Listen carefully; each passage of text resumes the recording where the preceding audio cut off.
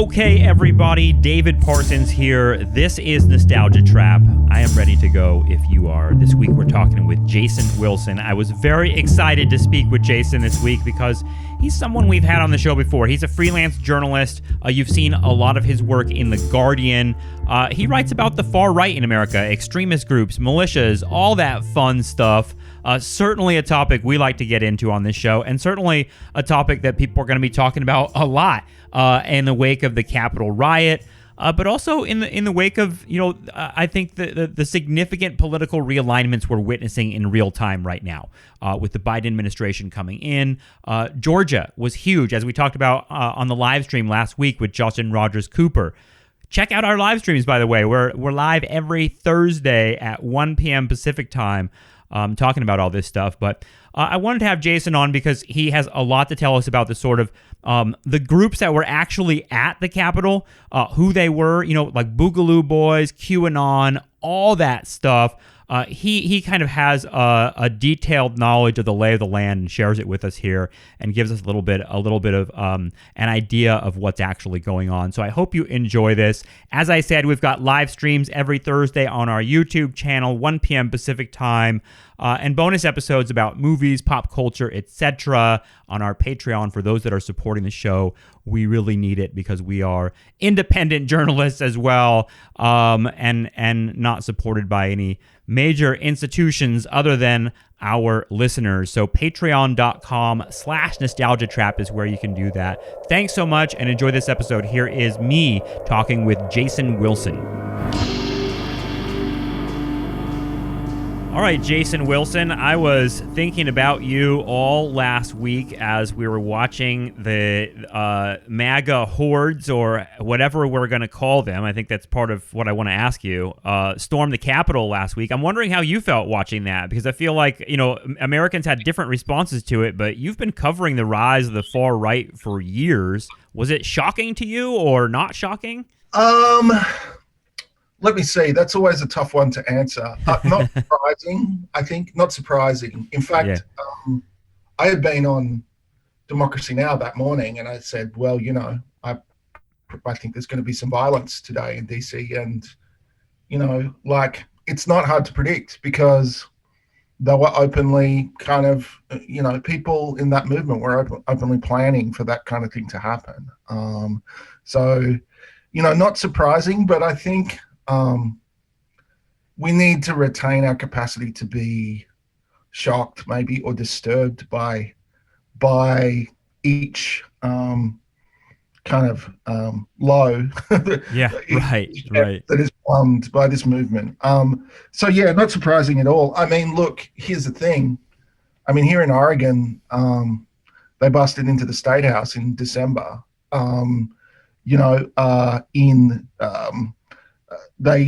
A bunch of armed guys went into the Michigan State House back in the spring, right? That's right. Right at the beginning of COVID, amongst the first anti-lockdown protests. All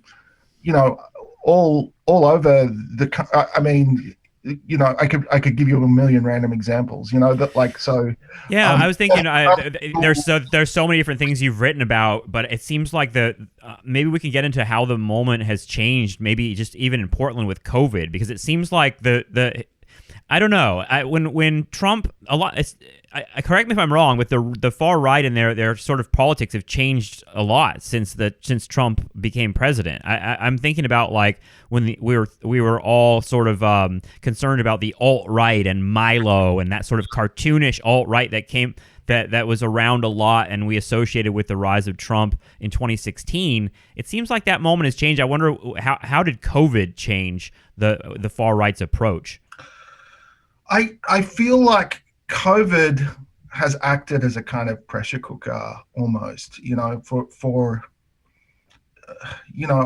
not totally satisfied with the language that we have to describe this stuff, but a pressure cooker for radicalization, I think that millions of people have been radicalized in this period since COVID. And what do I mean by that? Well, they've been inducted into a kind of belief system and an epistemology that is conspiracy theory. The ruling kind of epistemological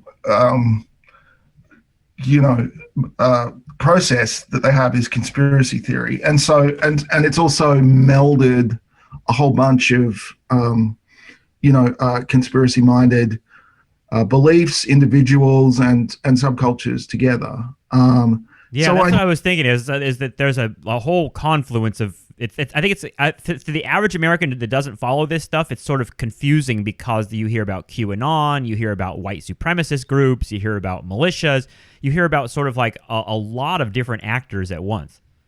Yeah, I mean, QAnon is really important here because QAnon is a really capacious kind of a thing. People shorthand it and say that it's the idea that an insider, in the Trump administration is communicating on these message boards and promoting this narrative that Trump is going to at some point arrest this criminal cabal, which includes Hillary Clinton and Barack Obama and by now all kinds of other people, down to like Tom Hanks and Republican governor of Georgia. The Trump is secretly working to kind of undo the schemes of this cabal, who, among other things, harvest adrenochrome from children in order to and so like. And Trump's gonna, prevail and put them all in Guantanamo Bay, and maybe already has. The trials are ongoing, and it's that. I mean, that is one kind of thing that people who are into this believe, but it's an extremely flexible thing, and over time, it's no longer a single narrative. A single sort of esoteric narrative. It's now absorbed. It feels like it's now absorbed every kind of conspiracy theory that that America has produced. It's like almost like the medium is the message. It's just like a mode of thought, like a mode of sort of like doubting everything and seeing a sort of paranoid conspiracy in everything. I mean, I mentioned this on the show last week because I had a disturbing moment. Like a dude was walking by my house at night. We don't get a lot of people walking by last week when I took the trash out, and he just yelled at me from the sidewalk, and he said, do you believe this COVID stuff? And he started talking at me. He said it's all on the back of the dollar bill. There's an Illuminati thing, but he was talking about the Catholic Church. He mentioned pyramids. I mean, he just kind of threw a mishmash of insanity at me. And since I'm standing in front of my house, I don't really want to like piss him off. So I just kind of said, yeah, what are you going to do? But I mean, that's sort of like a melted brain person seems like very common in America. It's kind of, to me, it's frightening is how widespread it is, because this used to be, it seems like this is a phenomenon that was always in America, but it seems bigger than ever. Yeah, I think that's right. And I mean, it strikes me as you're talking about what this guy was saying, that he's kind of harking back to the anti-Catholic conspiracy theories that were a feature of nativism in like the mid-19th century, right? Like it's almost like and there's heaps of stuff that reflects the protocols of the Elders of Zion. Yep. It's almost like the last 200 years of conspiracy theory have been absorbed by this kind of machine. And the interesting thing about QAnon is that it's a very flat hierarchy in a sense. I mean, there are influencers and leaders who are bigger nodes in the network. But the thing I think that has been has made it so virulent is that it kind of offers the opportunity for a kind of cultural and political entrepreneurship to anyone who kind of says they believe in it. So you can kind of propose your own theories and add to the conspiracy theory, and if the community takes that up, then suddenly you're you're on your way. You're climbing the whatever pyramid, the Amway pyramid, and getting closer to the heart of the thing. And there are opportunities for people to make money doing that, but I don't think money is the point. Really. It's weird because it's like there's this sort of like complex of sort of conservative stars that do seem like they make a lot of money. I'm talking about like, I don't know, like people like Tommy Lahren and Ben Shapiro, Charlie Kirk. Where are they on QAnon? Do they just want to use them for money? Because they don't seem like they're full Q people. Well, I think there is a kind of there's a spectrum there. An ecology. The interesting thing is that since the the Capitol riot, QAnon believers have really been scapegoated by other people in the Trump movement as a kind of a problem and a bad look and as discrediting and people have really savagely turned on them. So you've got the spectacle of people like Mike Cernovich who completely promoted the Pizzagate kind of conspiracy theory, which itself has been kind of incorporated into QAnon as well. That's right. But he's performatively on Twitter, telling QAnon and even remaining Trump supporters that they're in a cult and that they've been hoodwinked and ripped off. And he's obviously trying to distance himself, probably so that he can maintain his Twitter account and also whatever toehold on the mainstream he has. So there's a lot of opportunism in this scapegoating. But until, I guess, the election, there was this way that,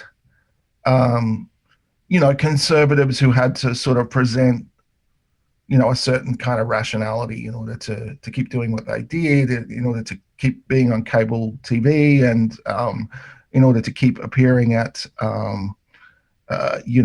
institutional sort of conservative movement events. You can't go around saying that JFK is still alive, but you can also just not ever repudiate the people in the movement and not ever repudiate their beliefs openly, and you just avoid the topic. Trump also did this. I guess after the election, he became more prepared to, simply directly offer them his own conspiracy theories. But he never repudiated QAnon. He never really repudiated any of the far right groups. Didn't he say something like, I know they like me, or something like that, about some of those groups, I remember. Right. He seems like he's sort of cleverly, by omission even, just playing these groups that way too. Yeah, and look, Donald Trump made his entree into national politics and became a kind of someone who was covered in that way by pushing the birther conspiracy theory about Barack Obama. That's right. Yeah. So he knows the kind of utility. He's known about the utility of conspiracy theory for a long time. But yeah, there's it's symptomatic of something bigger, which is that there are throughout the Trump era, that no one has been drawing any lines between whatever mainstream acceptable conservatism and the far right, and Trump's led the way. In fact, erasing those lines has been beneficial to him, and has allowed him to create a base that is a kind of cult of personality that sort of transcends the Republican Party. I wonder if it transcends him and the personality as well. Like, it makes me wonder how much Trump is necessary to all of this now, or if it has its own engine. Well, if you look at the remaining places online where these folks can be, so a lot of folks, have left Parler. They didn't leave. Parler left them. Right, right. as we talk now, Parler's, Amazon Web Services yanked Parler's hosting, and they've got another host by the name of Epic, which has been a kind of host of last resort for a bunch of far-right enterprises. But it's going to take them time to sort of migrate there and get things going again. So a lot of these folks have now gathered on Telegram. So there's a kind of Parler refugees group. There's a number of QAnon groups. And yeah, you are seeing people start to elevate the narrative and the belief system above Trump himself. I mean, until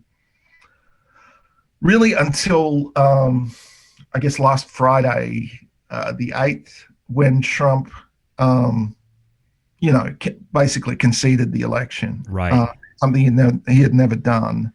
Until then, he was absolutely at the center of all of this. He was absolutely, the object of these people's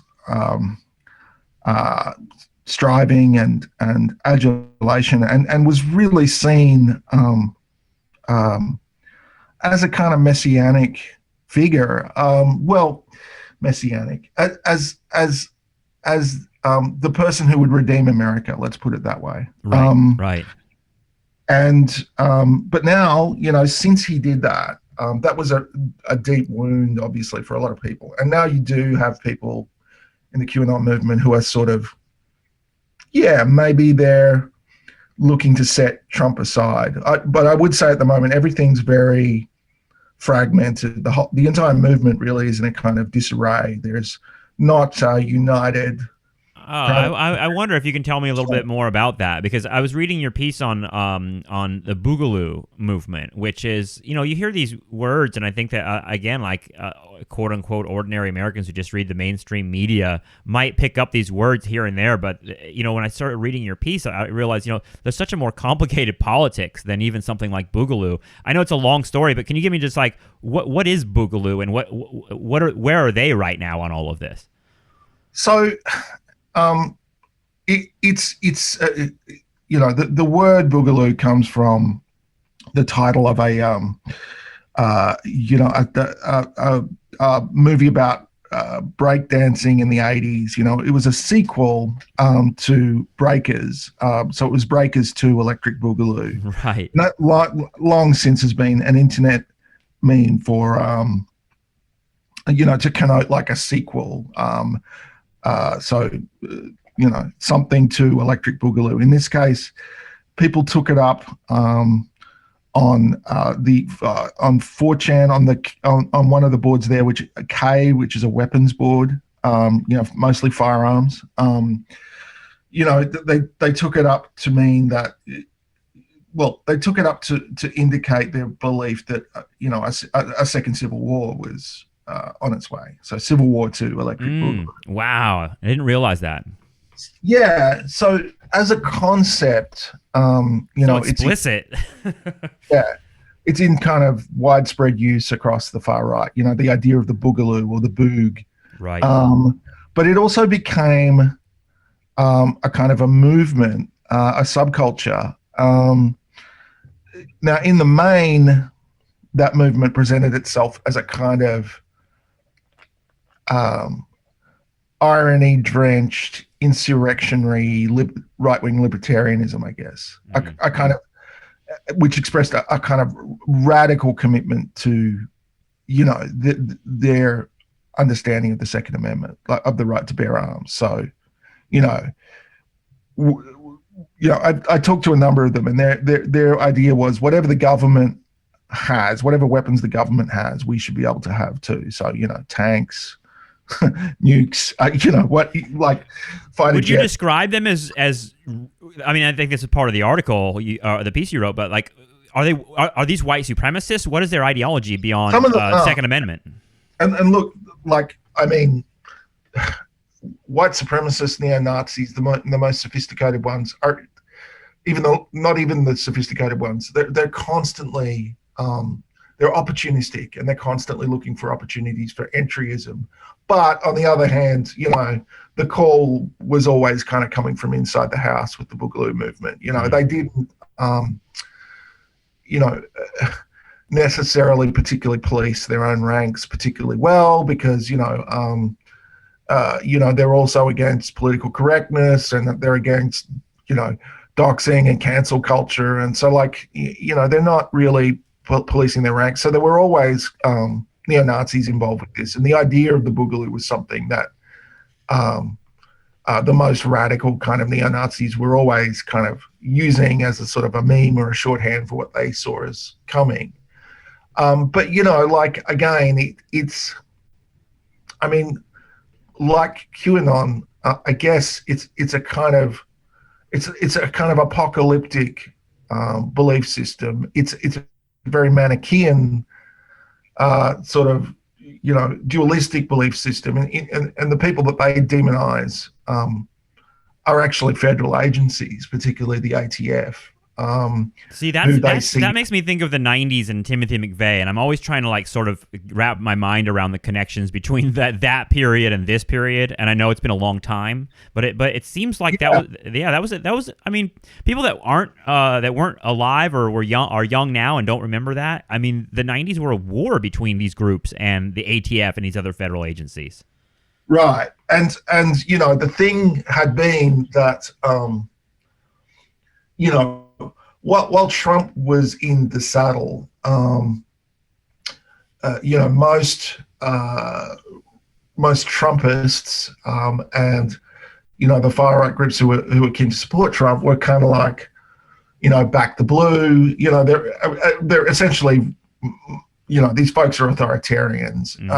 You know, and you know, so they're, you know, back the blue, particularly, you know, they particularly enjoyed seeing law enforcement beat down anti-fascists or leftists, you know, and really saw that as a key opposition, and really demonized leftists as well.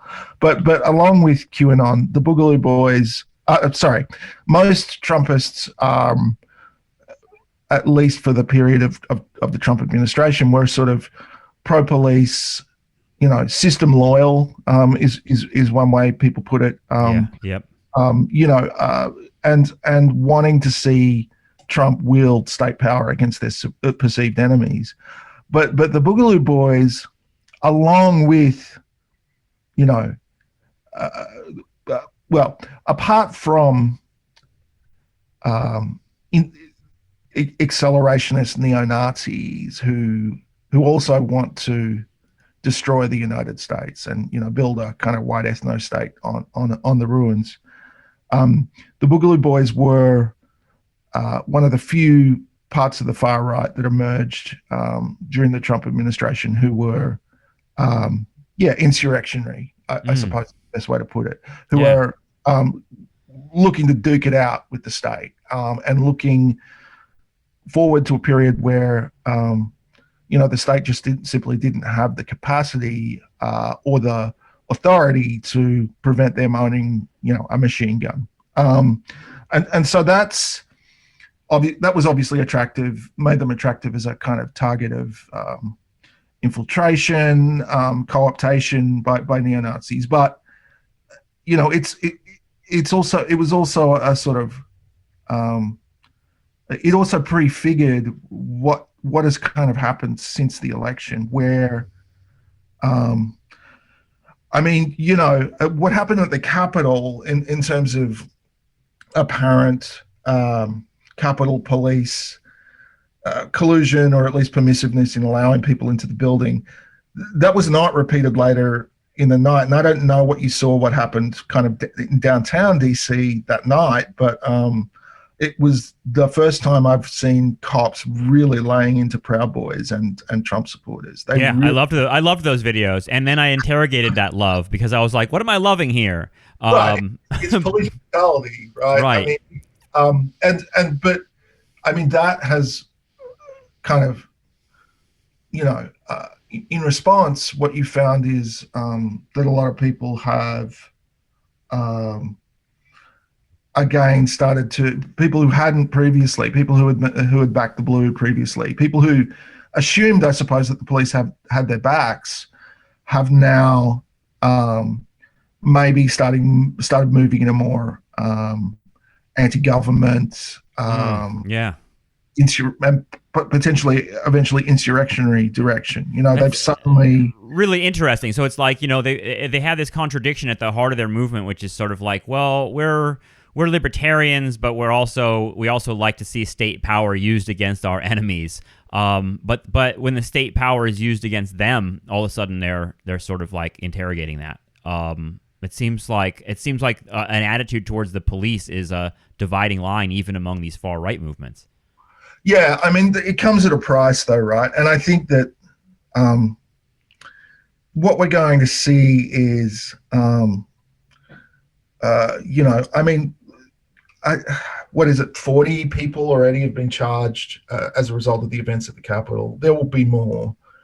I think there's going to be a massive state reaction to this, especially with Biden coming in. I mean, I don't know. I mean, obviously we can't make predictions, but it seems like they've awakened the beast a little bit. I mean, this is part of like I think people forget too. Like at Waco, in Waco, Texas, when in '92, the ATF raided that place. They shot 4 ATF agents to death.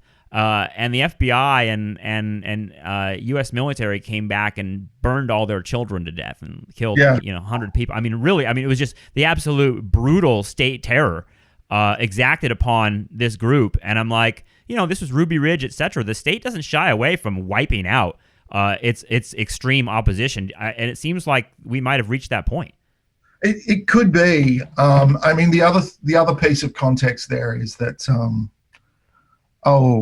It's at least 3, law enforcement officers, broadly speaking, were killed by people. 2 by one Boogaloo boy last year. That's right. I forgot. I mean, there's so many little stories that sort of like when you put them together, it's like Jesus. This year has been intense.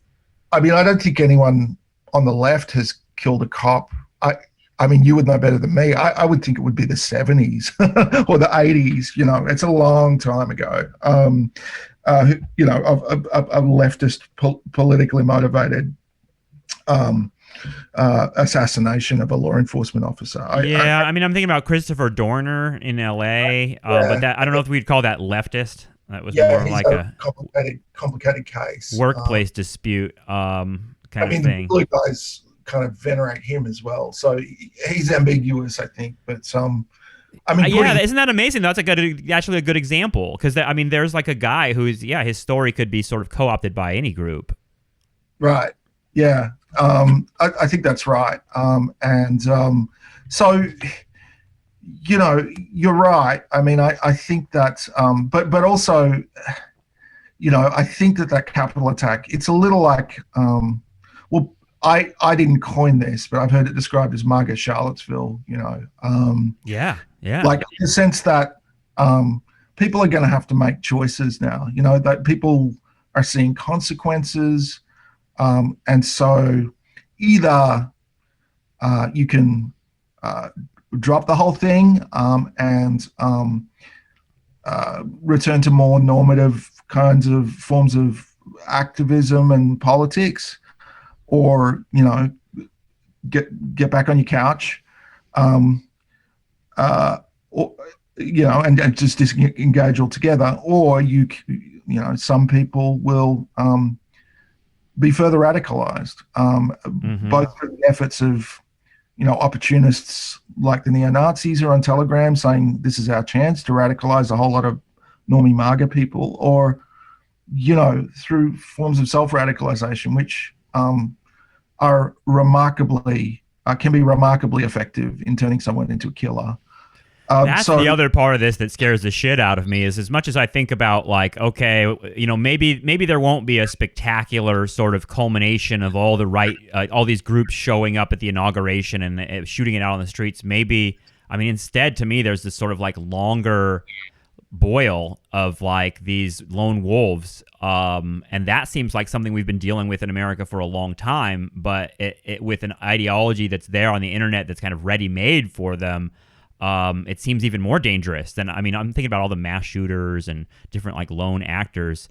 It seems like something that would be a sort of prolonged insurgency, but one without a particular organization.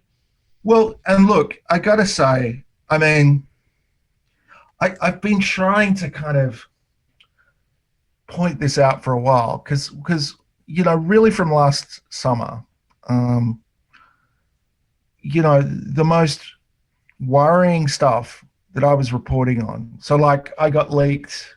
Me and Robert Evans got leaked a bunch of chats from some folks here in Oregon, who were talking about coming up to Portland and hunting Antifa, and killing people. And they were talking about going to protests armed with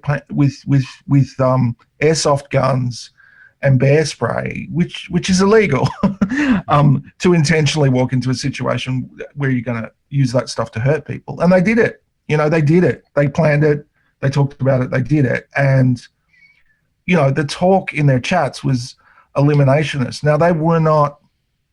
There were some people associated with that chat who you would say are, white nationalists or whatever. But for the most part, they were, they were Trump supporters. I mean, their ideas, their ideology was no more or less radical than that of the leader of the Republican Party. Well, I mean, Ashley Babbitt, the woman that was killed by Capitol Police, is, I don't know if you watched her videos and caught up with what type of person she was, but being on the West Coast and being in Southern California, very recognizable figure to me, and not someone I just identified as a militia white supremacist person, but as a sort of like soccer mom, yoga mom, Trump supporter, saying things that are very familiar to me, and an ideology that's very familiar to me, mostly like anti-border stuff, stop taxing us, and a bunch of anti-mask stuff. I mean, a sidebar here, and like a free sort of steal this pitch for someone else, because I don't know if I'm qualified to do this myself, but there's something really kind of peculiar and singular that's been going on with gender in the Trump movement. Yeah, I agree. Because there's a whole bunch. I mean, there are sort of, I guess, older, middle-aged or whatever women in the movement who are just kind of like probably were around for the Tea Party or whatever. But there's a certain sort of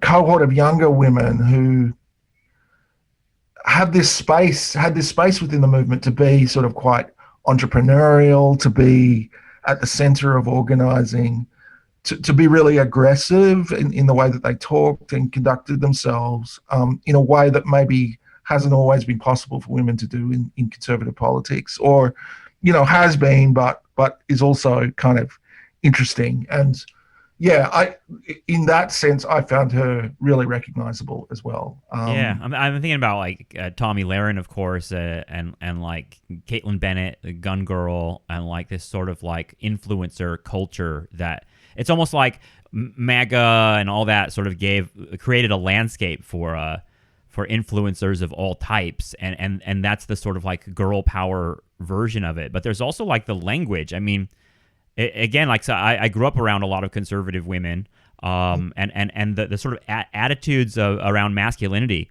When Trump is asking Pence, "Are you a patriot or are you a pussy?" To me, like I've heard that sort of attitude come out of women's mouths, and so it's sort of like the idea that patriarchy is sort of strong in this movement, but moving through it in surprising ways is something that I think people need to wrap their minds around. Yeah, I think that's right. I mean, and like violent masculinity, right, and I mean, like I think some of the political science stuff, which is based on election surveys and all of that kind of stuff, is really kind of useful to read. And I come back and reread it, like so what sort of what stuff was most strongly associated with Trump support, what correlates with Trump support, and racial resentment is the political science term of art, is obviously a big component, and it's more so for women. There's a stronger association between racial resentment and supporting Trump for women, but also sexism, and sort of really coarse forms of sexism. I've forgotten the political science term just now. I think they say violent. Anyway, I'll let you know, and you can put some in the show notes. But like sexism among women, is this kind of statistical artifact that is also associated with supporting Trump, and I don't. It's hard for me to then unpick how much of that is simply itself a kind of exhaust or byproduct from just hating the left. And I don't think that should be underestimated as well. No, I agree. I mean, and part of it is, to me, not a mystery when I think about who the Trump people are. It just seems like, well, that I know who they hate, and then, and I feel like they fall into a tradition of anti-communism too, in terms of like the history of fascism in America in part has been strongly anti-communist, and the language of SJW Marxist professors and stuff, they're still using that, and I think of like Prager University, which is just all they talk about is like the dangers of communism, and it feels like very 1950s Cold War shit. I mean, it really is like, I feel like this whole period is some sort of referendum on like hundreds of years of American history, all mixed together. And I'm glad you're writing about it and thinking about it, because I don't feel like it's something that, I mean, it's complicated. And I think it's hard to grapple with this stuff in like a hot take on a tweet, if that makes sense. It is. I think the anti-communism stuff is really important. I mean, I think as weird as this year has been, I really felt like summer 2019 was a really exceptionally dangerous time as well, because that was when they first started talking about, somehow trying to declare Antifa a terrorist organization. And, that's when, I guess Andy Ngo got punched, and that's when I personally was getting a lot of death threats. And, things were really, really close. I mean, I felt they got really, really, really close to, getting themselves into a position where they could just use state power to crush the left. It felt like it was really close. It felt like in 2020, it was obviously bad. And, I wrote about this kind of witch craze that happened here in the Pacific Northwest when the fires were burning, where this idea was just cascading across social media that Antifa were lighting the fires, and you had people, going out into the woods with their trucks and their guns trying to find, Jesus. Yeah. And so that was bad, right? But I had also seen at that point the millions and millions and millions of people who turned out to march for George Floyd, Right, right. And not only in the cities, I saw protests in places that would rarely have a protest, certainly not one associated with progressive politics, and those folks had to face down, their neighbors standing on the corner with guns, eyeballing them a lot of the time. But I had seen that, and I think for me,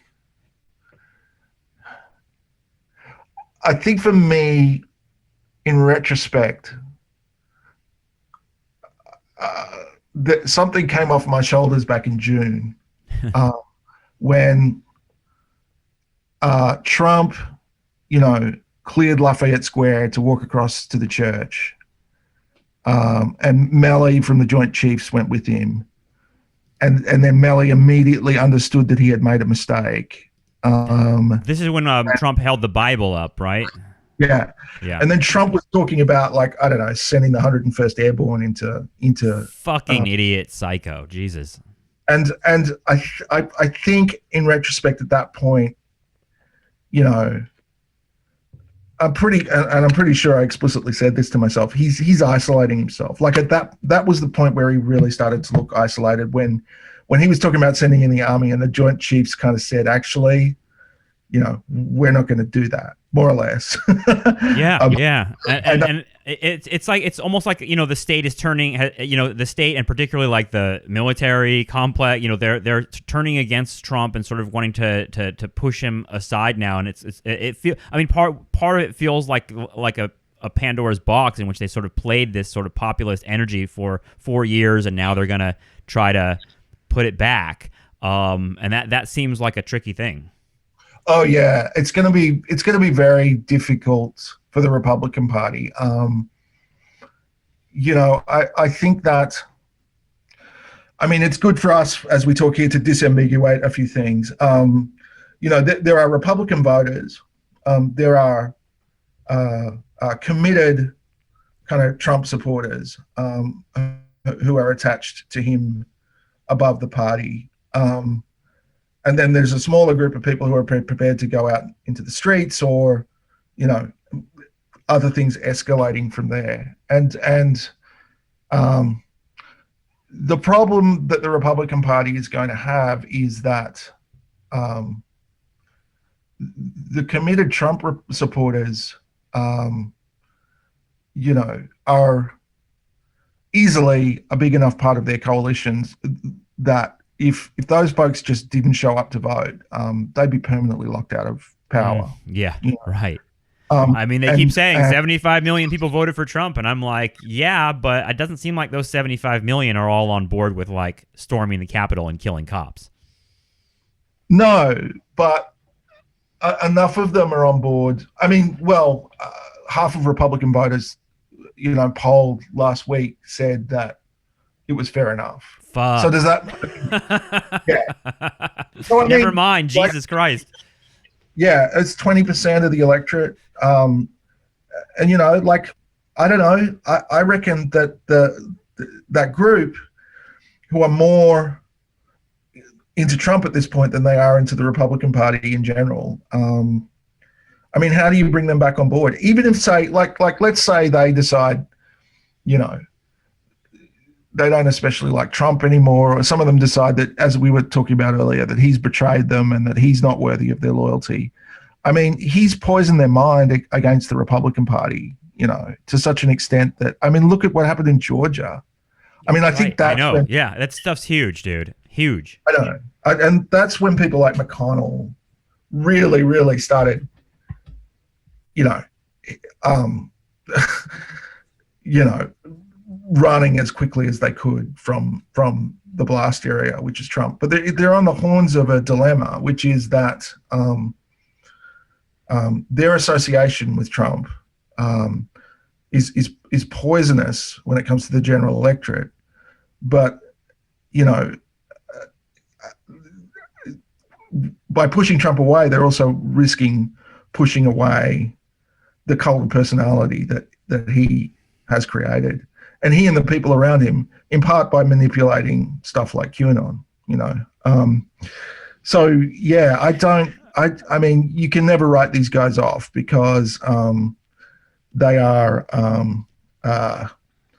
committed to holding and wielding power in a way that I think it's fair to say most Democrats do not seem to be. Right. Yeah. That's the other thing, is we're counting on the Democrat side of it, and then sort of like this liberal Justice Department, et cetera, to come in and like prosecute these people. I don't know if that you saw that YouTube video of the new Attorney General the other day, but I was like, what the fuck is this guy? I don't know if you saw that. It's yeah. like, I you know, it's weird because it's like I'm on the left, but I'm sort of like thinking, you know, I'm counting on the liberal state to protect me from the fascists that want to kill me, and like that seems like a situation that the left needs to think about, because the left, you know, like the Antifa groups that were fighting it out on the streets of Portland, etc., don't seem like they're strong enough to beat these guys. Well, I mean, it depends. I mean, like, as dangerous as they are. I mean, they that crowd you saw at the Capitol. I would almost see that as a perfect storm type of a event. I mean, yeah, they very rarely can put those sorts of numbers on the ground in any particular part of the country, and I mean, they have logistical that's limits been as a well. fight on the left. It seems like is like, how real is this? I mean, I know that you've even been involved in some of that years ago, right? In terms of like people on the left saying, "Well, you're making a bigger deal out of these people or the danger that they pose." I'm not saying that they're not a big deal at all. I mean, they're incredibly dangerous. I mean, I remember you being attacked by some journalists that were saying that like you're being hysterical about this stuff. If you remember that. And I felt like that was really representative of some sort of like battle on the left about what, how much emphasis we give this this sort of danger. I find that whole thing puzzling, and the sort of, there's been something similar happening since Trump lost the election, where there's this kind of long-winded conversation happening about whether or not he was a fascist, right? Mm-hmm. And like, what's actually at stake in all of this stuff? I think maybe some of it is sectarianism, like a hostility maybe to anarchism and its emphasis on anti-fascist activism. Could be that, or liberals, like this kind of suspicion that liberals are going to use the idea of Trump as a fascist to either move right and claim the center, or to exonerate the rest of the Republican Party, or to rehabilitate George W. Bush or whatever. I think that's it, dude. I think it's the beef with neoliberals, and it's sort of like, well, because I mean, the left got beat bad this year, through Bernie Sanders and everything else, and is totally demoralized and seems actually totally outside of what the story is in American politics right now. And I feel like neoliberal state is about to sort of be the dominant story. Yeah, it could well be. I mean, the moves that Biden has made so far, I won't stray too far beyond my, the kind of area I've been working in this conversation. But if I could just for a second, it seems like the people Biden has picked for his cabinet are actually probably to the left of the Obama cabinet for the most part. I agree. Yeah. And I think that there's probably just a reality principle intruding here, where Biden knows that he's got to repair, a wrecked economy and a society that's foundering on several crises, and he's going to need people who are going to give him permission to spend money or something. I don't know. I think your wager there. I haven't tweeted that because I don't like to do those predictions, but I feel like Biden administration may end up being a lot more left, or at least progressive, on whatever scale that means anymore, than Obama. And it could just be a reflection of Biden as a weather vane, and the Democratic Party, has moved slightly to the left with the election of a bunch of progressives, and just public opinion, I think. Well, public opinion is polarized, and that's been asymmetrical. There's been a kind of the polarization to the right has been much more significant than the one to the left. But I think that lots of people just want healthcare and some kind of social safety net, and they're not buying the kind of this is socialism type stuff anymore. But that aside, I mean, the stuff, the stuff in my area. I mean, I think we hinted at it earlier in the conversation. When we talked about the way the cops kind of got stuck into the Proud Boys and what the state might do. I mean, there's a kind of explicit commitment in Biden's platform, which he's raised again since, effectively, and sidebar, he's going to be sworn in as the president of the United States with 20,000 National Guardsmen on the streets of Washington, D.C. to try to make sure that, I don't know, that a mob doesn't. There's no violence, yeah. Well, yeah, or that he's not assassinated, or that the government of the United States is not attacked again. But anyway, I mean, that is going to sharpen, I think, something that he's explicitly committed to, which is that we're going to find a way to designate domestic, groups as terrorists. That's what the left, I think, fears. I mean, you're seeing a lot of stuff about like civil liberties and things like that. I mean, maybe I know we can wrap this up. It's a big question, but yeah, I mean, like in other countries, like France and Germany, they have laws about like you're not allowed to say the Holocaust is fake and things like that. I wonder if we're heading towards QAnon being a sort of written out of legitimate discourse in America. Yeah, I don't know. I mean, I think those kind of laws against speech would be difficult to kind of pass in the United States as it's currently constituted. But like we've seen over 20 years how powerful the kind of discourse of national security is, and how the Constitution kind of melts away in the face of national security concerns. And look, because I'm in this world, I can see all kinds of organizations girding their loins, to be a part of this, and to hoping to be attached to the spigot of money that they think is going to be opened up to deal with the far right in the United States. And wow, I don't know. I mean,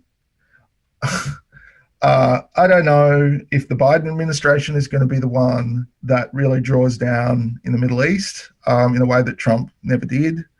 Maybe not. But either way, that enterprise, that grift is coming to an end for a whole lot of people who are attached, who are a whole lot of private actors who are contracted to have been contracted to carry out the war on terror, to have been contracted to carry out counterinsurgencies. Maybe another opportunity is opening up, but a domestic one, and that's worrying to me. And the left should certainly be worried because, some of the people who felt the real brunt of the laws that, which basically amounted to sentence enhancement, so a kind of legal definition of domestic terrorism, although not a capacity to designate people or groups as terrorists in the United States. But those laws were really used to devastating effect against environmentalists, animal liberationists. That's right. I remember those Obama era prosecutions of some environmental activists. Really, really intense and scary shit. Yeah, and mostly, the crimes, I guess, for want of a better word, and the arrests happened mostly in the Bush years. But yeah, it took until the Obama years for a lot of the prosecutions to get going. And, during the Bush years and the Obama years, I don't know if you remember, but in 2008, I think it was the GIO put out a report warning about, how Iraq War veterans were being kind of funneled into extremist right-wing extremist groups, that was a pretty sizable political scandal at the time, and that all had to be sort of withdrawn and never made it into policy. It was just impossible during the Bush and Obama years to talk about or formulate policy about right-wing extremism. It was just too just that too moment much has behind. changed, man. It seems like the will for a purging of these institutions might be there. I mean, I don't know, but it seems like they got to get serious about that shit. Yeah. It has changed, but it can change back. I mean, the point I was going to make was that the Clinton era laws were formulated in response to, a kind of right-wing, a far-right insurgency that culminated in the destruction of a federal building by Timothy Bay.